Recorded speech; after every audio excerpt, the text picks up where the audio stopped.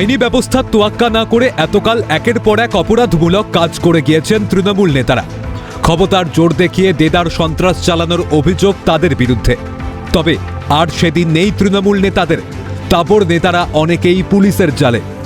সরকারের পালা বদলে মুখ থুবড়ে পড়েছেন তৃণমূলের বেতাজ বাদশারা। এবার গ্রেপ্তার তৃণমূলের এক যুব সভাপতি সুরঞ্জন মালাকার। তোলাবাজি, কাটবানি ও অস্ত্র দেখিয়ে ভয় দেখানোর অভিযোগে গ্রেপ্তার। মামুদপুর গ্রাম পঞ্চায়েতের প্রধান প্রিয়াঙ্কা মালাকারের স্বামী তথা যুব তৃণমূল সভাপতি সুরঞ্জন মালাকারকে বুধবার গ্রেপ্তার করে শিবদাসপুর থানার পুলিশ। পুলিশ সূত্রে খবর, দীর্ঘদিন ধরেই তার বিরুদ্ধে একাধিক অভিযোগ জমা পড়ছিল। সেই অভিযোগের ভিত্তিতেই অভিযান চালিয়ে তাকে গ্রেফতার করা হয়। বৃহস্পতিবার আদালতে তোলার জন্য নিয়ে যাওয়ার সময় জনরোষের মুখে পড়তে হয় সুরঞ্জন মালাকারকে।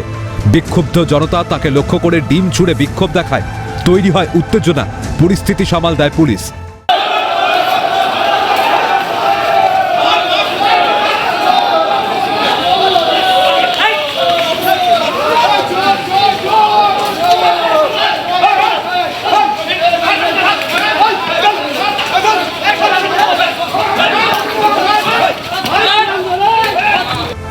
জনতার রোষানলে তৃণমূল নেতারা। এদিনও তার অন্যথা হল না। শ্রীঘরই কি গন্তব্য তৃণমূল নেতাদের? হিমাদ্রি শেখর ভট্টের রিপোর্ট, ক্যালকাটা নিউজ।